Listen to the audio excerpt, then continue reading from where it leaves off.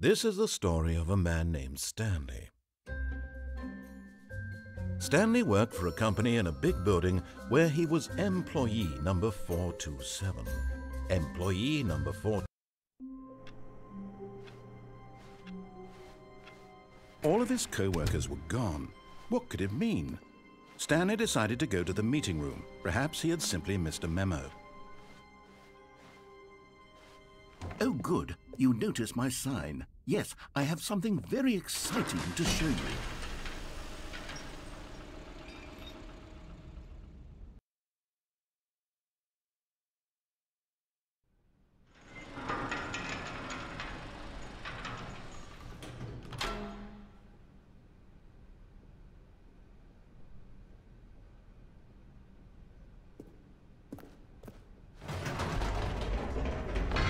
You see, Stanley, I've been reflecting on the Stanley parable and about how roundly disappointing this ultra-deluxe version has turned out to be.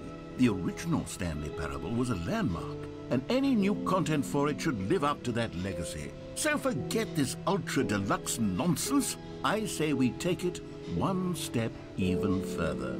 Which is why I'm very proud to announce for the first time ever, the Stanley Parable 2.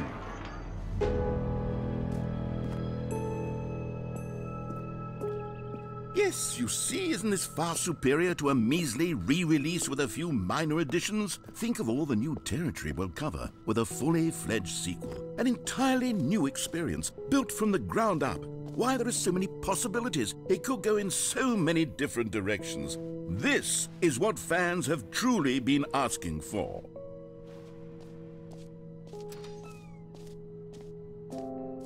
Calling it the Stanley Parable 2 is just so much catchier than Ultra Deluxe, don't you think? Ultra Deluxe? What does it even mean? But the Stanley Parable 2, now that's an artistic statement right there. It's future-oriented. It screams progress and innovation and long-term franchising potential. Now, to be clear, I haven't quite nailed down what exactly the Stanley Parable 2 is going to be, but let's take a look at some of the features I've been developing for it. I figure that if I can loosely organize a handful of interesting concepts, that surely the game will sort of naturally spring up around them. It'll all work itself out. Game development is much more of a fuzzy magic than anything scientific or logical, really.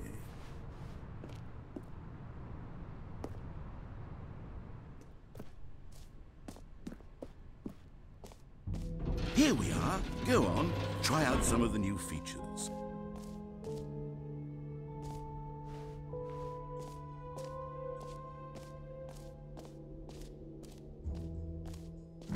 For the Stanley Parable 2, I asked myself, what do players really want? And of course, the first and most obvious answer is that they want to be individually recognized and validated as people. So with that in mind, my first addition to the game is this button which speaks the name of the person playing the game. Isn't that wonderful? Jim. Sorry, I should have clarified. Right now, the button only says the name Jim. But of course, in the final game, this button will say your name, whatever name that is. Here, let's have you role-play as Jim to really simulate the full experience of this feature. Just play along. I promise you'll love it. Okay, here we go. Let's take a deep breath, clear your mind, forget whoever you are, and simply become a person named Jim. I want you to imagine yourself living as Jim, sleeping and waking as Jim, falling in love and being heartbroken as Jim, seizing all of the world's possibilities as Jim, and as Jim watching your dreams crumble into dust. Do you feel it deeply? Are you really, truly Jim right now? If so, then please step forward and press the button.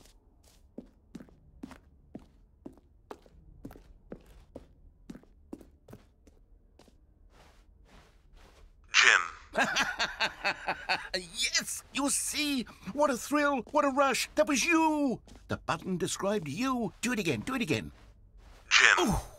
It hits even harder the second time. If this were the only new feature in the Stanley Parable 2, it would still be worth the money.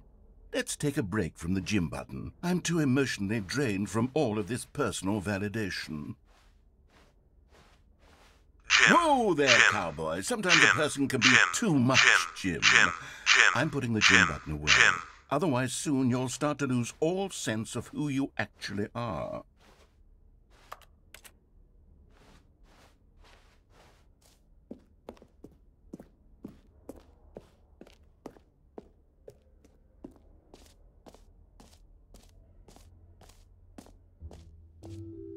I suppose I could allow only people named Jim to play the Stanley Parable too. That would actually save me the work of finishing this feature.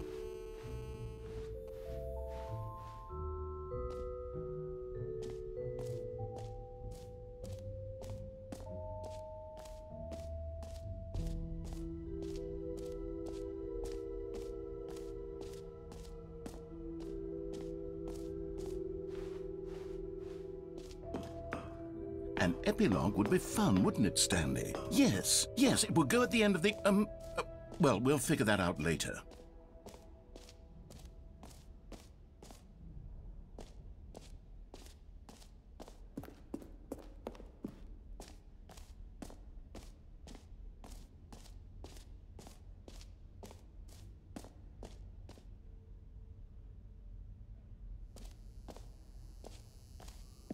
Now, here's something special. You remember that broken test achievement that got left in the game on accident? Well, I'm developing a technology to simply give you the achievement. Yes, you see, you'll come to this lever, and when you pull it, the achievement will be given to you. Okay, perhaps I should have clarified. This is technology that will exist. Right now, the achievement is still fully broken. I'm not a wizard, Stanley, but I guarantee it will be fixed in the sequel to at last satisfy the hordes of ravenous fans all over the world who have been uproariously demanding this feature. Gamers, we hear you, and I promise it will happen.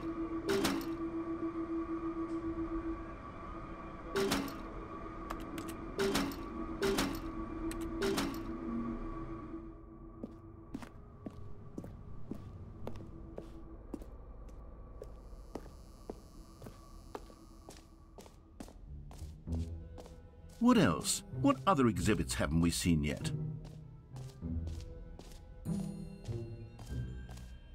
You know what? Let's bring the jump circle back for Stanley Parable 2 as well. It's a...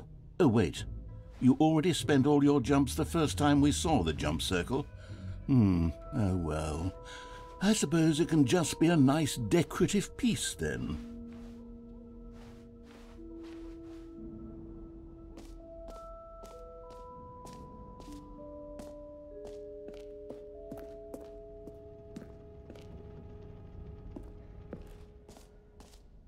Ah, collectibles. Now it's a real video game. In the Stanley Parable 2, you'll run around gathering up these miniature Stanley figurines. And what's truly innovative is that there will be no reward for collecting all of them. I don't want to stifle the intrinsic joy of watching a number go up. You simply collect all of them, and then you move the hell on with your unremarkable life.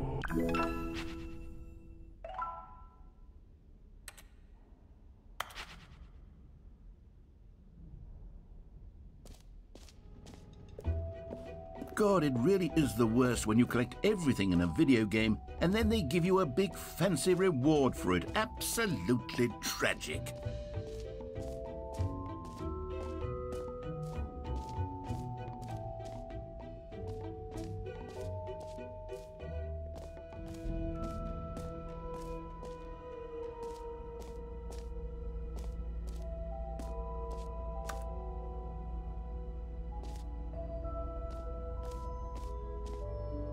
Stanley, here's an idea that I'm truly fond of. It's never been done before in a video game. This is, in fact, a hole that you can fall down forever. That's right. Infinite falling. You can fall until the end of time, if you like. A stunning leap forward for video games as a medium.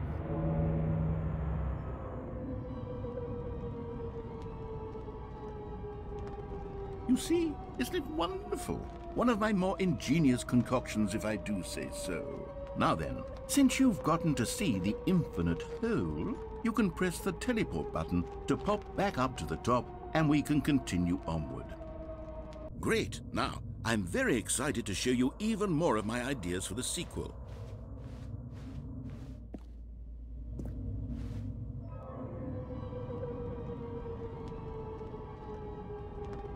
Okay, and I guess we're back in the hole now. Did you really need to see it again? I don't know what else there is to say, Stanley. It's an infinite hole. It's exactly what you're doing right now, but forever. There really are so many other fascinating exhibits that I've prepared for you. I really spent quite a lot of time on all this, and I would very much like to show you some more of them. How about we go ahead and press that teleport button again so we can get back to what's really important about... Oh, goodness. Well, this is rather embarrassing, Stanley. I'll be honest with you. I truly did not believe that anyone would actually stay in the hole long enough to hit the bottom. Yes, I know, I told you the hole was infinite, but come on. Who actually wants to fall forever?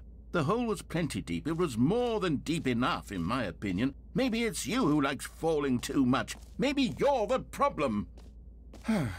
Look, things got a little heated there. I think we both said some things we didn't mean. Why don't we just put all this behind us and agree to just call the hole mostly infinite? If that works for you, then go ahead and press the teleport button to warp up to the top of the hole and we can move on. I'll just be up here when you're ready. Oh, for heaven... You see, I was right. The problem is you. The problem is that you like holes too much. Not normal. A normal person would have said, yep, that's an infinite hole right there, goes on forever till the end of time. Don't need to see it all, but not you. Oh, no, no, no, no. You have a weird sort of... Oh. Did the hole seem even shorter to you this time? I couldn't help but feel like you spent a little less time in there than you did before. I mean, admittedly, I didn't make an infinite hole, but I didn't think it was that not infinite. Well, I suppose once again there's nothing to do here. If you decide you've had enough of the hole, you can hit the teleport button and come join me up above. Had enough? I'm positively thrilled. I really do have so much more to show you, and gosh, how could I have guessed? You're back in the hole. If this starts to become a thing where... Wow, okay, yes. I'm starting to become extremely certain that the hole is not only not infinite, but that it's growing steadily less and less infinite. I suspect that I'm starting to hit the point where it's no longer feasible to call the hole infinitely deep, even by the lax overall standards for accountability in marketing. What's going on here? Stanley, I have no explanation for the uncertain nature of the hole's length. Here, let's try something. Let's pop back up to the top, and we'll see if it gets any shorter. Well, there it is. The shame of my lie has come to haunt me. Not only is the hole not infinite, but it's... How is this still appealing to you? I know you're obsessed with holes, but at this depth, I just can't see this scratching the itch. Oh, who am I to judge? You just do whatever it is you're here to do and hit the teleport button when you're ready to move on. Is the, teleport button not working? You sure? Well, I mean, I really don't have an explanation. It was working just a moment ago. Try it again. Still nothing? Well, I suppose there is one thing I can do to fix this. I'm out. Goodbye, Stanley. You couldn't bear to be away from the hole, and now you'll get more time with it than you could ever have asked for. It's a win for everyone. You get to be with the hole, I get to do literally anything else. Take care, Stanley. I hope you and the hole have a wonderful rest of eternity together.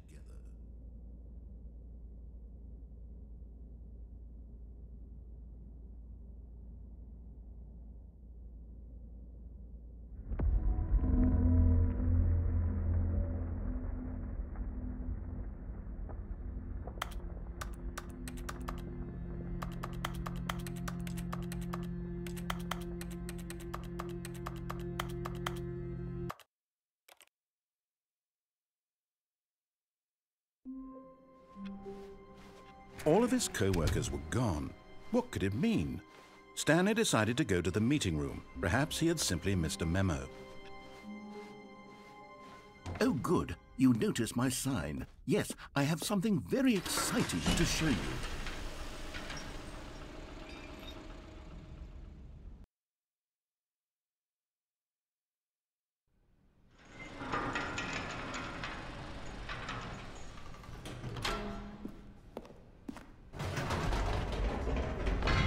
You see, Stanley, I've been reflecting on the Stanley parable and about how roundly disappointing this ultra deluxe version has turned out to be.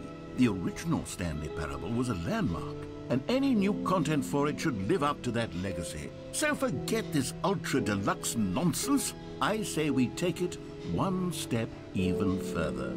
Which is why I'm very proud to announce for the first time ever, the Stanley Parable 2.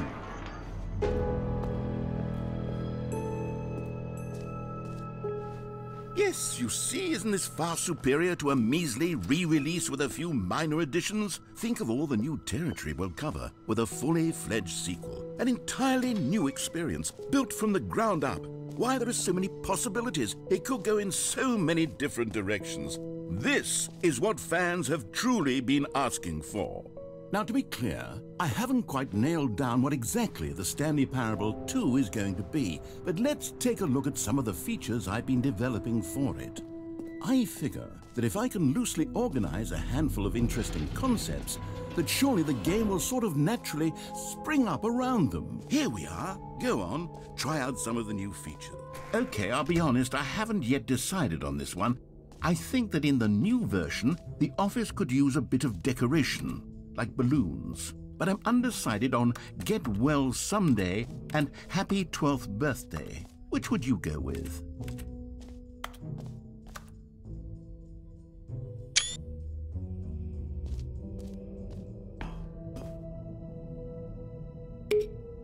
You know, sometimes when you solicit another person's opinion, it makes you realize that you knew which one you actually really wanted all along. Happy 12th birthday, step-niece, it is. Or actually, maybe I should have gone with... No, I've made my decision, we're moving on.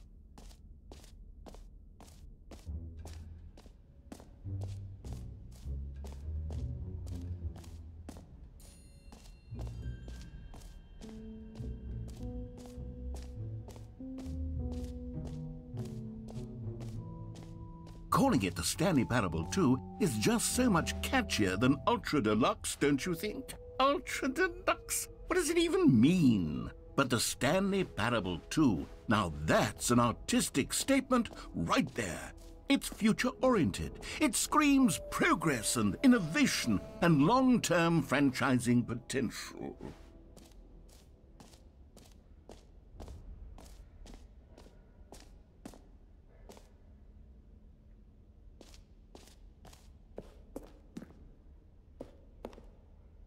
A common complaint of the Stanley Parable was that it was confusing and paradoxical, that it engendered a chaotic sense of reckless despair in those who played it. Well, I'm happy to say that after much consideration, I've engineered a clever solution to this fundamental problem with the game. It's the Stanley Parable Reassurance Bucket. You see, Stanley, anytime you're holding the bucket, a sense of calm and ease will fill your mind and your heart. It's true. As long as you hold on to the bucket, the many disorienting contradictions of the Stanley Parable will feel perfectly normal and perhaps even comforting.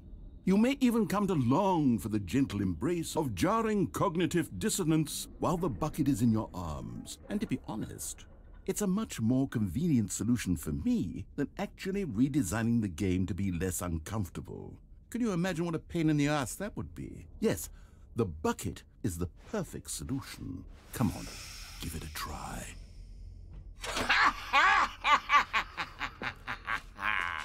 Can you feel it?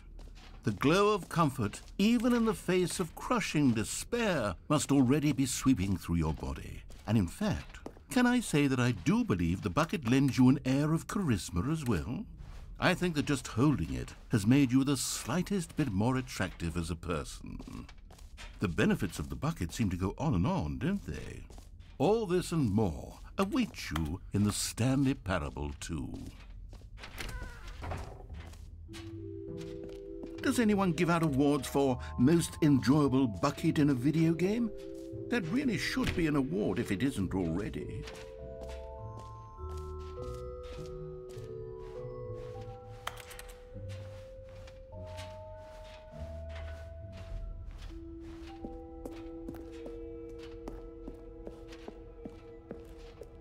All right, have you seen everything you wanted to? Ready to move on now?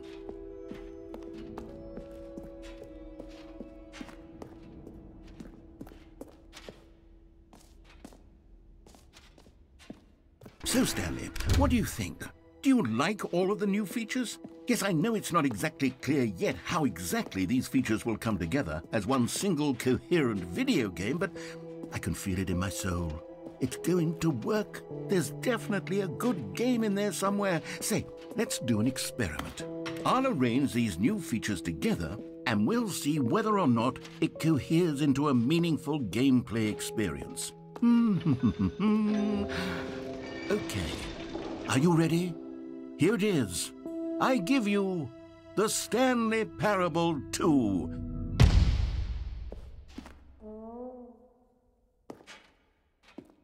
I mean, there's potential here, right? It's sort of... Okay, never mind. Hold on, let me do a different arrangement. Okay, yes, this is much better. I feel good about this. Here we go. Version 2. Who am I kidding, Stanley? This isn't a coherent video game at all. It's a lot of gags. And I do very much enjoy creating gags, but they don't add up to anything. I wanted more than anything to create a sequel that would capture all the magic of the first game. I wanted fans to love it. No matter how good these gags are, they won't stand on their own. They would need the structure and the gameplay of the original. Wait, maybe that's it. I can take the original Stanley Parable and simply, well, insert a few of my new features into it. Tastefully, of course.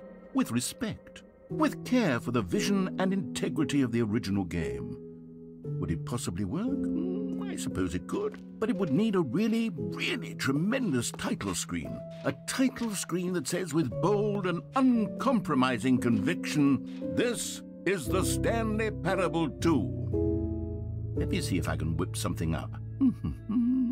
All right, perfect. Go ahead. Take a look.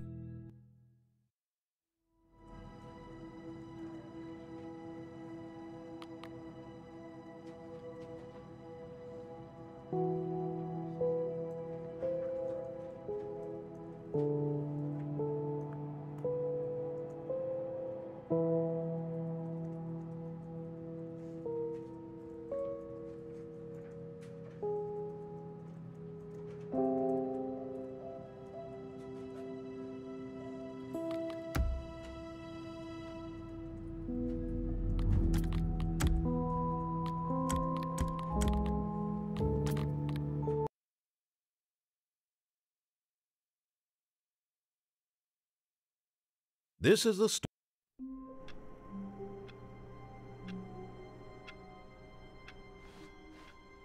All of his co-workers were gone. What could it mean?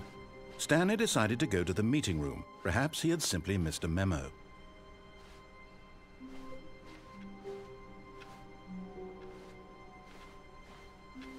Stanley felt the bucket calling to him, begging him to pick it up. Why was he not doing it?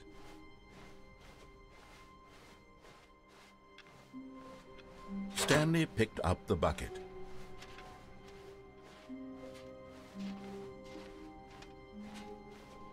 Stanley clutched the bucket tightly to his chest and entered the door on his left.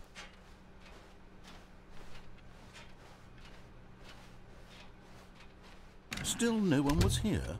Stanley needed the bucket's warmth and comfort now more than ever. Perhaps his boss's office was coming to a staircase. Stanley and the bucket walked upstairs to the boss's office. Stepping into his manager's office, Stanley was once again stunned to discover not an indication of any human life. Crushed by the weight of this revelation, Stanley may have broken down into an emotional dumpster fire if not for the soothing presence of the bucket. But Stanley guessed the correct code by sheer luck. Was it that the bucket knew all along?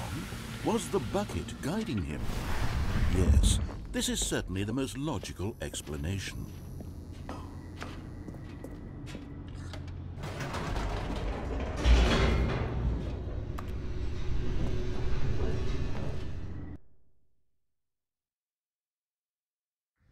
The elevator raced downward, plummeting towards an unknown fate.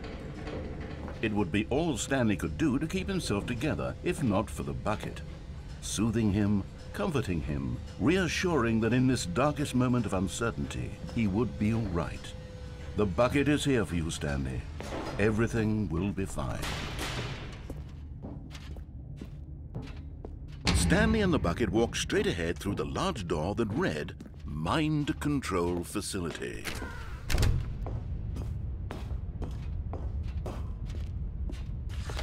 The lights rose on an enormous room packed with television screens. What horrible secret did this place hold? Stanley and the bucket both wondered to themselves.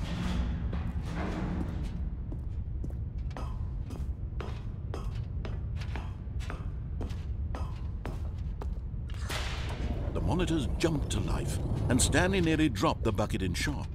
Everyone in the office was being videotaped, monitored like guinea pigs.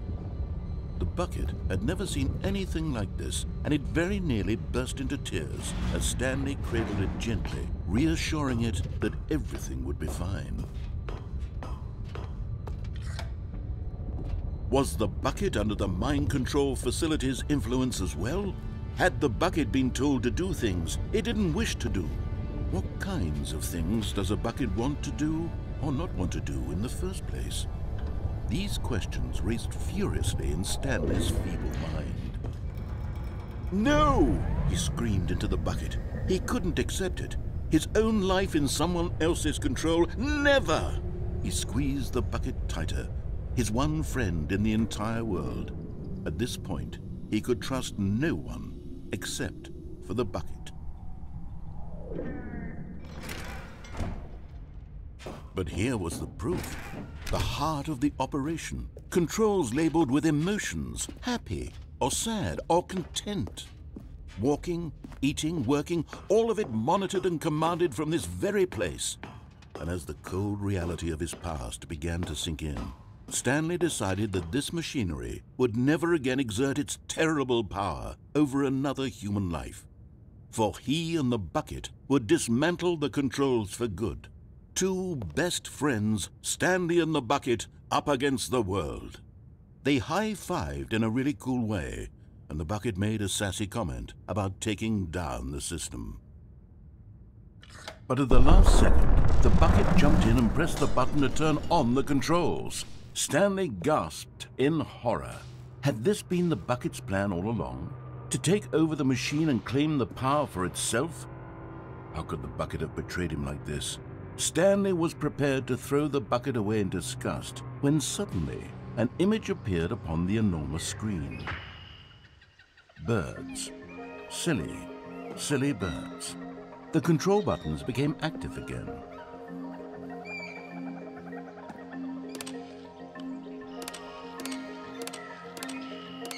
Stanley flipped through one video of silly birds after another, and then it dawned on him. This wasn't a mind control facility at all. It was a facility for monitoring and surveilling silly birds all over the world. The mind controls were only a facade to disguise its true intentions. Had the bucket known this all along? Stanley marveled at the metal genius in his hands, the one who had pointed him towards this incredible discovery.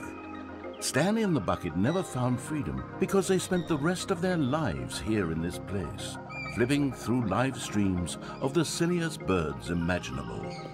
Of all the possible paths his life could have taken, this one was surely the best. And Stanley was happy.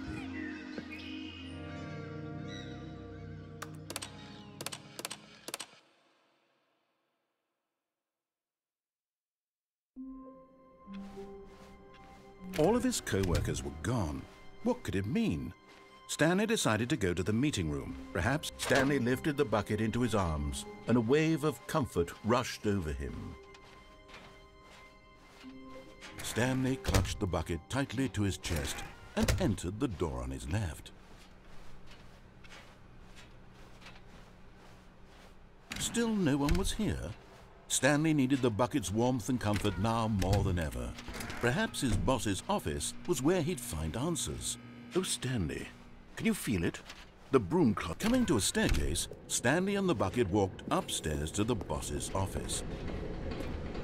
But Stanley just couldn't do it. He considered the possibility of facing his boss, admitting he had left his post during work hours. He might be fired for that. And in such a competitive economy, why had he taken that risk? All because he believed everyone had vanished? His boss would think he was crazy. And then something occurred to Stanley. Maybe, he thought to himself, maybe I am crazy. He looked down at the bucket in his arms. Am I crazy? He asked the bucket. The bucket returned his gaze, but said nothing at all. That's strange, Stanley thought. Usually the bucket is a source of guidance and wisdom for me in difficult times such as these. He held the bucket close, yet felt none of its familiar reassurance and comfort. And that's when Stanley realized, this isn't my bucket. It's just a normal, everyday bucket. Someone else's bucket, perhaps. How did I end up with someone else's bucket? This is all terribly wrong. Surely no good would come from this. Who knows what sorts of bizarre hallucinations Stanley might experience without the psychologically grounding presence of his bucket. And indeed, now he noticed that the rooms were repeating, which was, of course, very odd. Now he felt himself floating off the ground. Oh, gracious, he exclaimed. Without my bucket, I've gone truly mad. Where is it? I must find it. Far off in the distance now, he heard it, calling to him. Stanley! Stanley, it's me, the bucket. Could it truly be? He rushed forward from room to room, passing by one bucket after the next. None of them were his. None of them were his special bucket. Come to me, Stanley.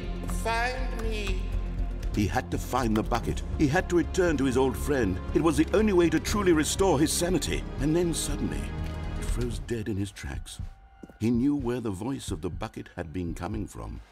The real bucket was inside of him all along. It was incredibly painful. Stanley doubled over in agony and blacked out.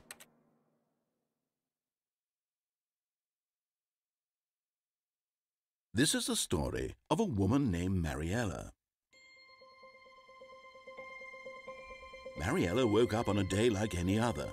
She arose, got dressed, picked up her bucket of comfort and security, and walked to her place of work. But on this particular day, her walk was interrupted by the body of a man who had stumbled through town, talking and screaming to himself, and then collapsed dead on the sidewalk. Right away, she knew what the problem was. This man had no bucket. Of course he'd gone mad, ranting and raving about a narrator describing all of his actions and how everything is predetermined and free will is an illusion and it's all just a video game. It could all have been prevented if only he'd taken his bucket with him. Perhaps he didn't even realize he'd forgotten his bucket at home in the first place. How cruel the world can be, Mariella thought, and she hugged her own bucket even tighter. But of course, she had no time for this. There were a myriad of confusing problems she would soon have to confront at work, for which her bucket would provide absolute guidance and total clarity on everything. Heck yes, she thought to herself, my life kicks ass. And she backflipped all the way to work.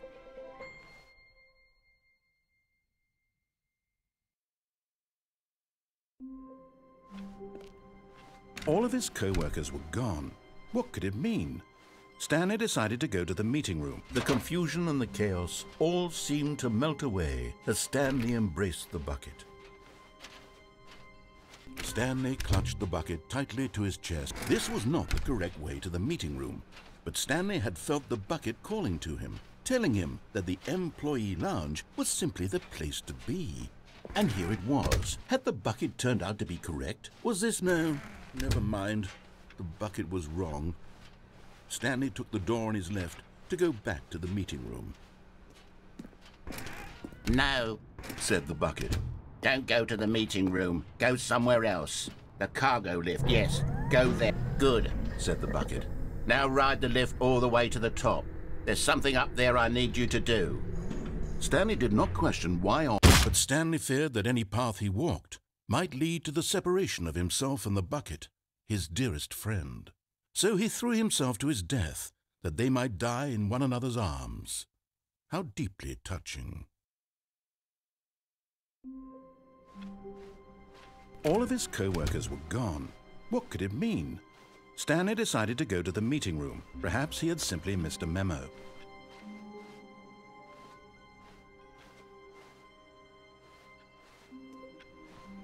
Warmth spread through Stanley's arms. With the bucket in his arms again, he was home.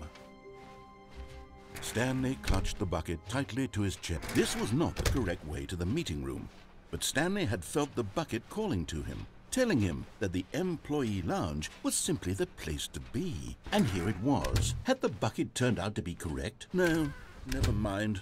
The bucket was wrong. Stanley took the door on his left to go back to the meeting room. No, said the bucket. don't go to the meeting room. Go somewhere else. The cargo lift, yes. Go there. Go to the... Good, said the bucket. Now ride the lift all the way to the top. There's something up there I need you to do. Stanley did not question why or how this bucket was speaking to him. It should have alarmed him, of course, because buckets can't talk. But Stanley chose not to think about this obvious fact.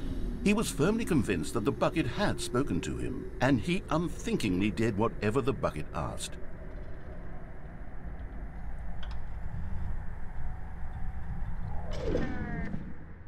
In here, said the bucket. Go into this dark room over here.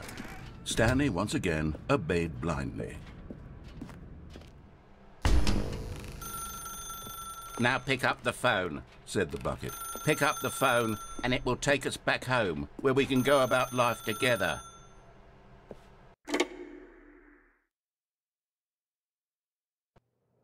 This is the sad story of a man named Stanley and his bucket.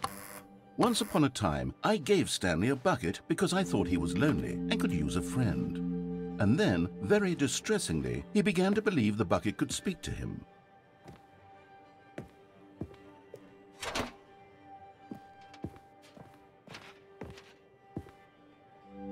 The Stanley Parable Reassurance Bucket was merely meant to provide the comforting glow of companionship. It doesn't literally talk and give you orders. Whatever Stanley is hearing the bucket say to him is just in his head. Lately, I've been concerned about him. Wouldn't you be concerned as well? To see him delusional like this, obsessing over an inanimate metal object? I want to say something to him, but I don't know how I can convince him. I don't know if he'll listen to me. Well, I'll try anyway. Stanley, can you hear me? Listen to me. It's just a bucket. It can't think, it can't talk. All it will ever truly do for you is effectively transfer a liquid from one location to a different location. That's it. It doesn't do anything else.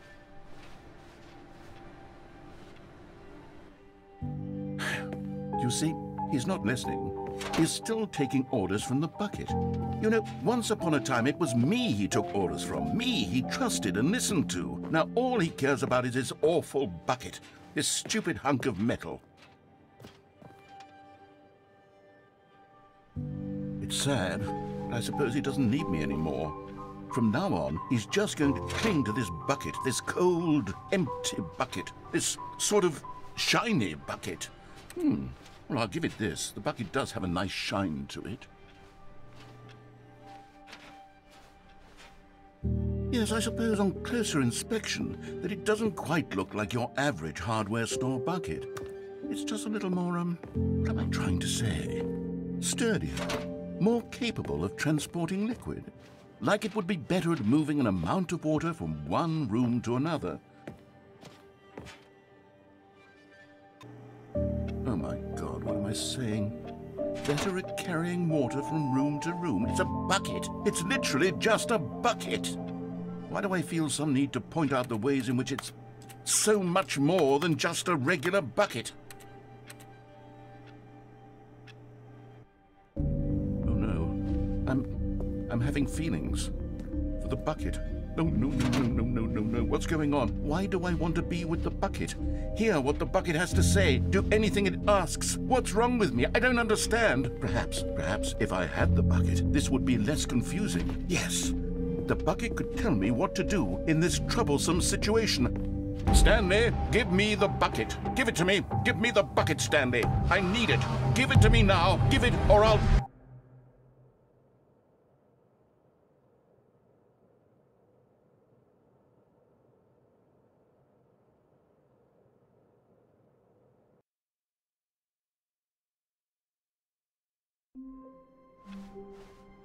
Wait, Stanley thought to himself.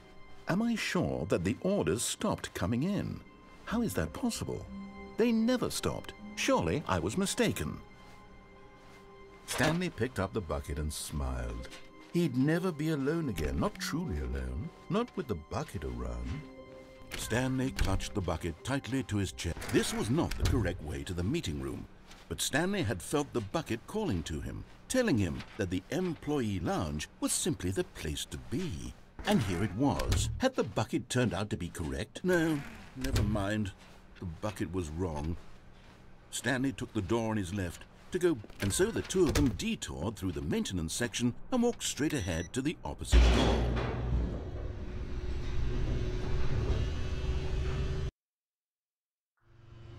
Oh, good Stanley. I'm glad you found your way here. I knew you'd find this place eventually. You see, your friends and I are concerned for you, Stanley. We've come together here because we care about you very much. It's this bucket you're carrying around everywhere. The bucket isn't even from the original Stanley Parable. It's just sequel content. We're the ones that matter, Stanley. Classic characters from the first game, like the Adventure Line and the Broom Closet. Because that's what fans want from a sequel. They want more of their favorite jokes, not this bucket that they've never seen before. Yes, I know I'm the one who gave you the bucket, but you're spending too much time with it. Don't you want another story involving the Adventure Line? We could make the Adventure Line go somewhere new. Yes, yes, that's what the fans want. Let's do it. Whee! Look at that wacky line. Who knows where it'll go off to next? Oh, and it played some silly music as well.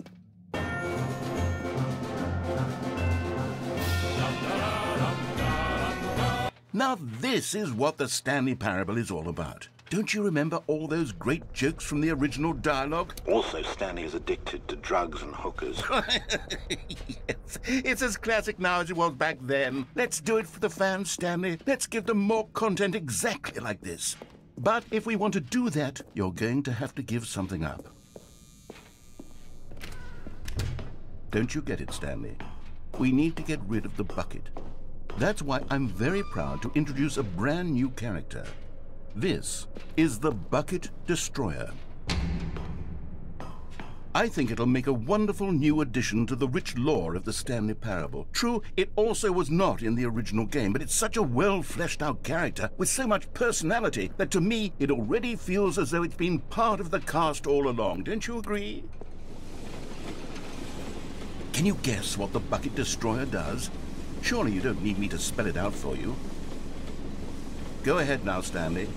Say goodbye to the bucket, and then pop it into the machine when you're ready.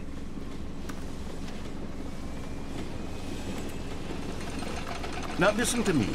It's crucial that you give it the bucket. I don't know what the Bucket Destroyer will do if it can't destroy your bucket. Destroying buckets is all it knows. That is its singular personality trait.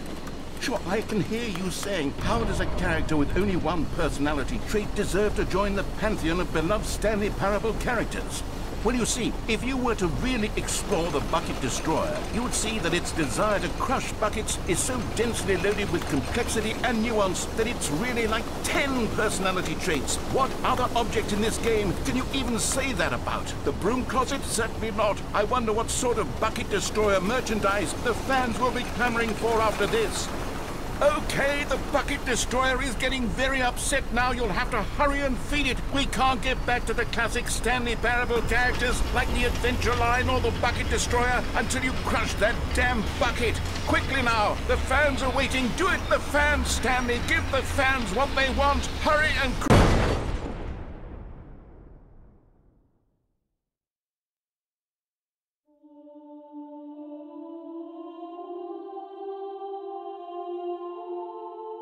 The bucket destroyer. My prized creation. You had so much potential. We were going to do such marvelous things with you, tell such spellbinding stories about you. All of it squandered now. Goodbye, new friend. For the moment in time that you were here, you were magnificent.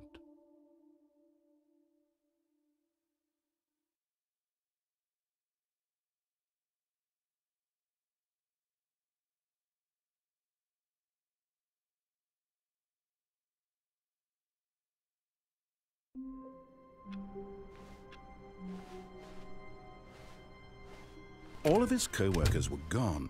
What could it mean? Stanley decided to go to the meeting room. Perhaps he had simply missed a memo.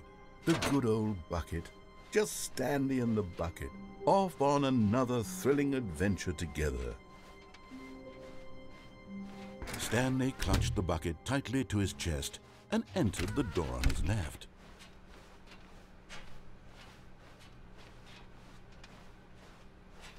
Still no one was here. Stanley needed the bucket's warmth and comfort now more than ever.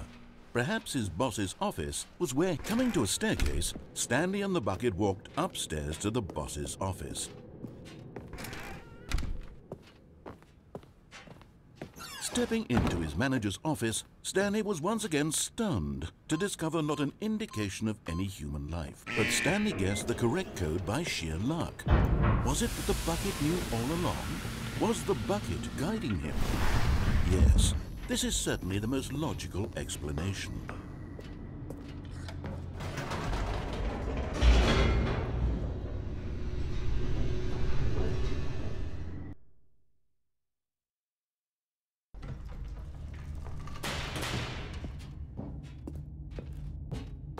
Stanley and the bucket walked straight ahead through the large door that read, Mind Control Facility.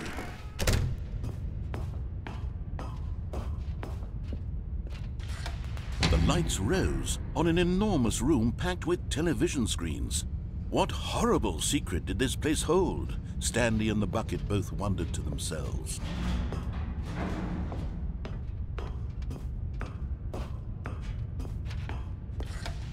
The monitors jumped to life, and Stanley nearly dropped the bucket in shock. Everyone in the office was being videotaped, monitored like guinea pigs.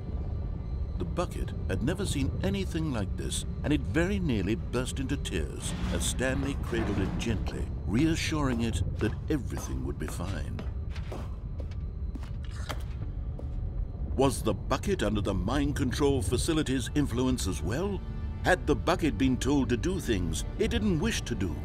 What kinds of things does a bucket want to do or not want to do in the first place? These questions raced furiously in Stanley's feeble mind. No! He screamed into the bucket. He couldn't accept it.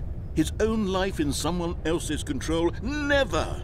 He squeezed the bucket tighter, his one friend in the entire world. At this point, he could trust no one except for the bucket. But here was the proof. The heart of the operation. Controls labeled with emotions, happy or sad or content. Walking, eating, working, all of it monitored and commanded from this very place. And as the cold reality of his past began to sink in, Stanley decided that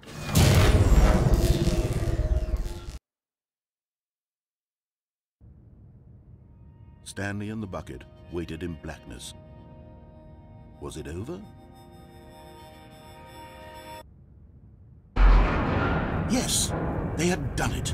Stanley and the bucket had defeated their greatest and darkest enemy, freed themselves from the tyrannical grip of the evil mind control machine. Freedom was now mere moments away. Excitedly, the two of them began to discuss the kind of life they wanted to live once they stepped through this massive door.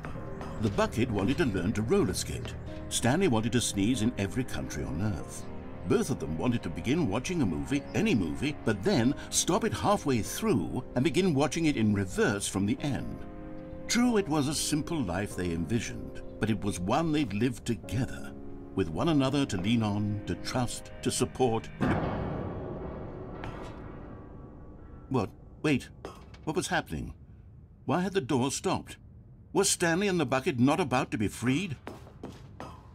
An unbearable silence filled the room, lingering in uncertainty, until finally the truth hit Stanley square in the face. This building did not want the bucket to leave. Even the facility itself recognized the incredible calming presence of the bucket, needed the soothing warmth of the bucket, would go to any lengths not to part with the bucket. No, no, no. Stanley can't leave this place. Not while he has such a precious bucket in his arms. Not while this building has anything to say about it. Stanley realized he would never again leave this very room. But at least he has the bucket. To be trapped eternally in darkness isn't really so bad, Stanley thought to himself. As long as I have my bucket with me, right? I'll be okay, won't I? Stanley gulped. Very soon now, he was about to find out.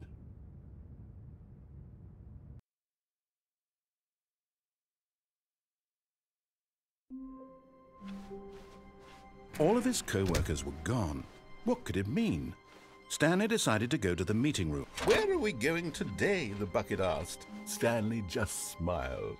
Anywhere they went together would be... Stanley clutched the bucket tightly to his chest, and this was not the correct way to the meeting room. But Stanley had felt the bucket calling to him, telling him that the employee lounge was simply the place to be. And here it was. Had the bucket turned out to be correct? No, never mind. The bucket was wrong.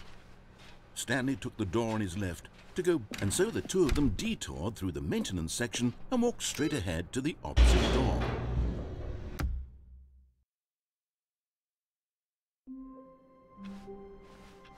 All of his co-workers were gone.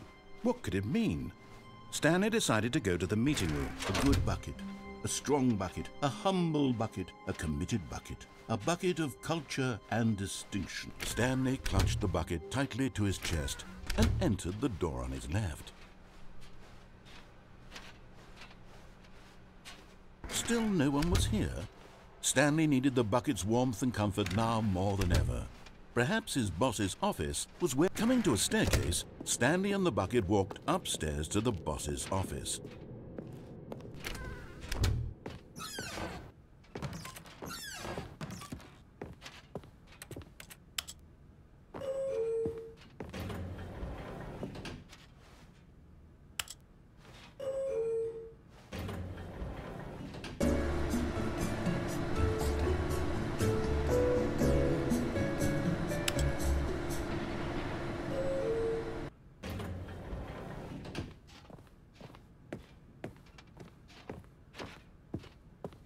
Stepping into his manager's office, Stanley was once again stunned to discover not an indication of any human life.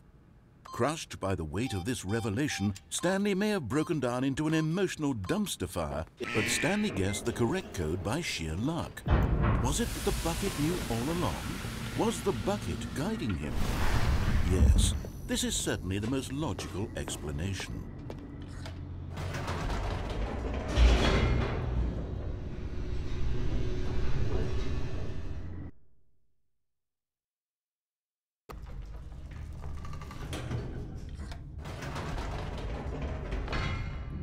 Wait, Stanley said to the bucket. Can we go back up? When I was pressing those keypad buttons, there was something very intriguing about the number 3. I want to go back so I can try pressing the number 3 again. The bucket said nothing.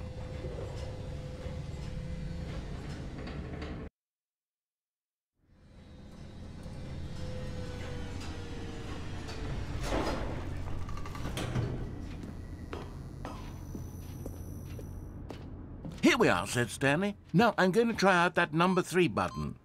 He took the bucket over to the keypad and began absolutely... Wow, he said. The number 3 is such a special button. I'm having the time of my life. Stanley looked expectantly at the bucket, but the bucket remained silent. This was a shock to Stanley, who had always felt such a connection with the bucket. How was this not as exciting to the bucket as it was to him? Once Stanley had had enough of the number 3, he got back in the elevator.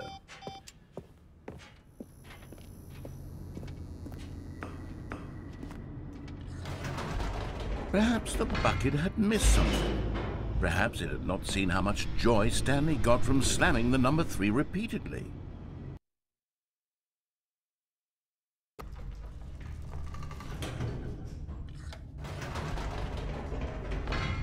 No, no, no, no, no, said Stanley to the bucket. You can't go on yet. Not till you understand how much the number 3 means to me. You and I have been through so much together, and I just want you to see what I see. Feel the happiness I feel.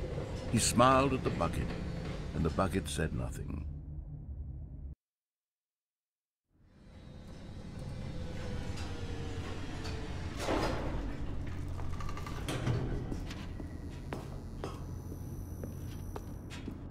Here we go, said Stanley. This time I'll really show you. He ran to the number 3 and began to wail on it like a musician on a beloved instrument, weaving a concerto of truth and passion. He wielded the number 3 like a fine artist would wield a paintbrush.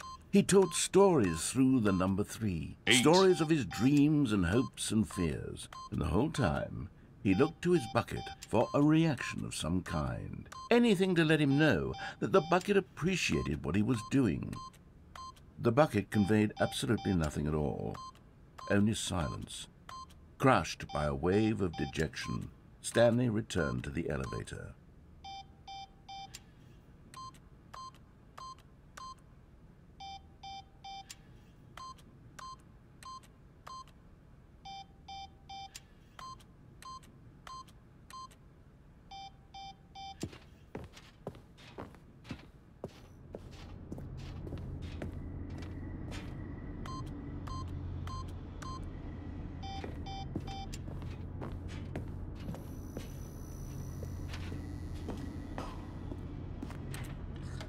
Stanley and the bucket were so close. They'd always been there for one another. Why suddenly could the bucket not connect with this passion of Stanley's? The question caused Stanley to ruminate the whole way down the elevator. He knew that there must be a way to get through to the bucket, to communicate fully with his dear friend. Surely there was a solution, mustn't there be?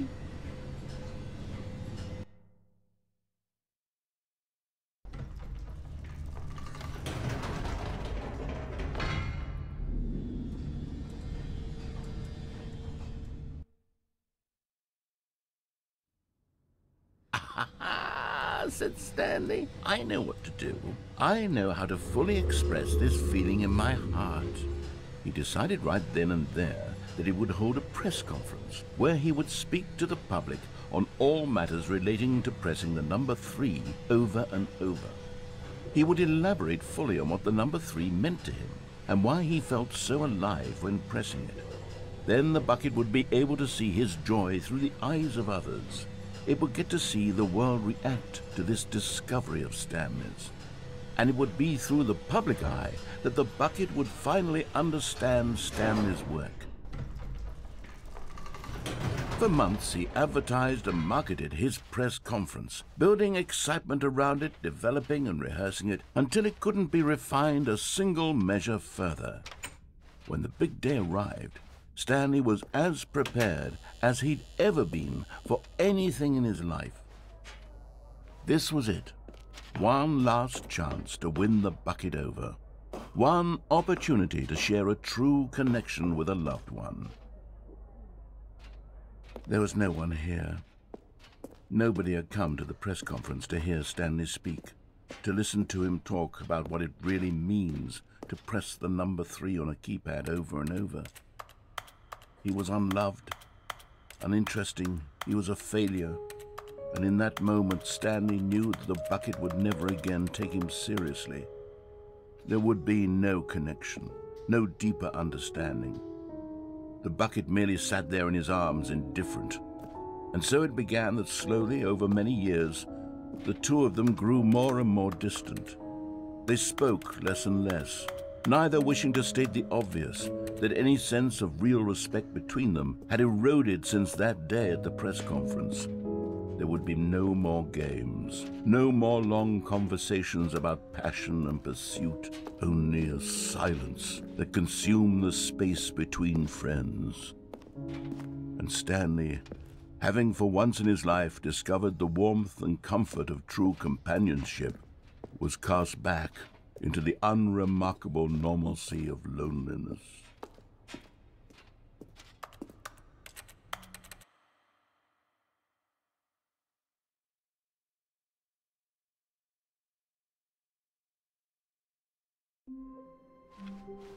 Stanley knew the office layout like the back of his hand.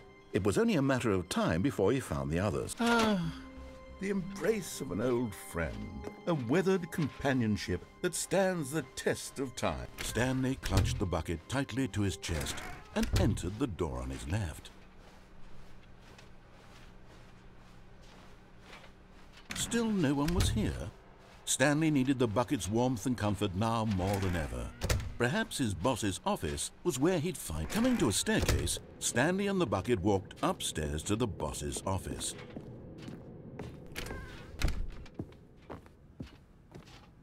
Stepping into his manager's office, Stanley was once again stunned to discover not an indication of any human life. But Stanley guessed the correct code by sheer luck. Was it that the bucket knew all along? Was the bucket guiding him?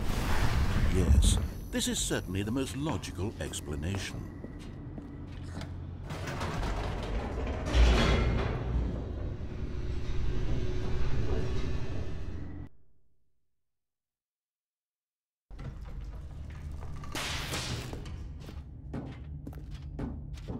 Stanley and the bucket walked straight ahead through the large door that read, Mind Control. Although this passageway had the word escape written on it, the truth was that at the end of this hall, Stanley and the bucket would both meet a violent death.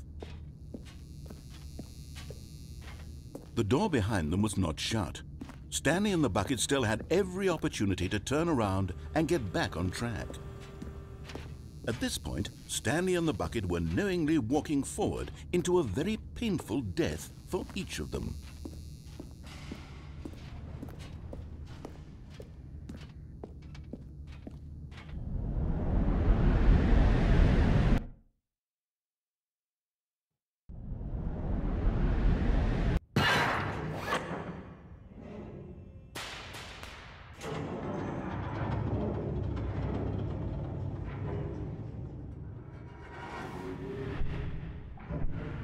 As the machine whirred into motion and Stanley and the bucket inched closer to their demise, Stanley reflected on how meaningless the bucket's warmth and comfort had turned out to be.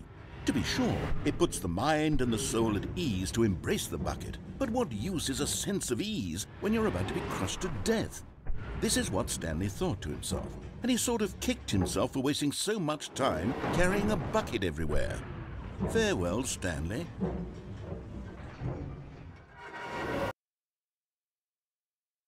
"Farewell, Stanley," cried the narrator, as Stanley and the bucket were led helplessly into the enormous metal jaws. In a single visceral instant, the bucket's life came to an end as it was crushed violently to death.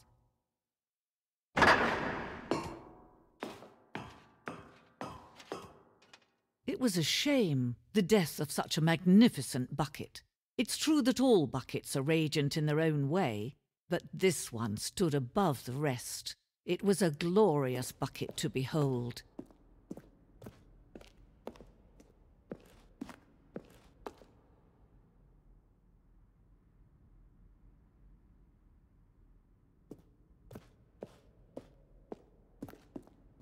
Can you see how arrogant it was for Stanley to take a bucket like this and to claim it for his own? Can you see the hubris that blinded him? Can you see that the bucket is far more noble than Stanley will ever be in his short life?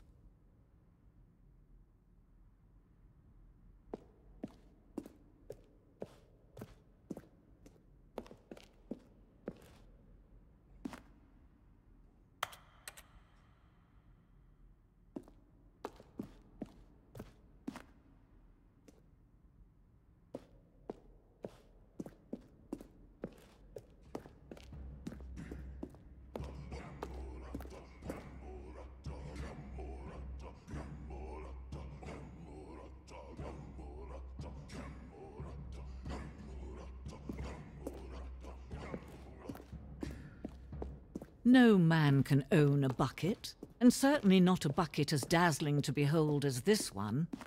It is man who should kneel before the bucket.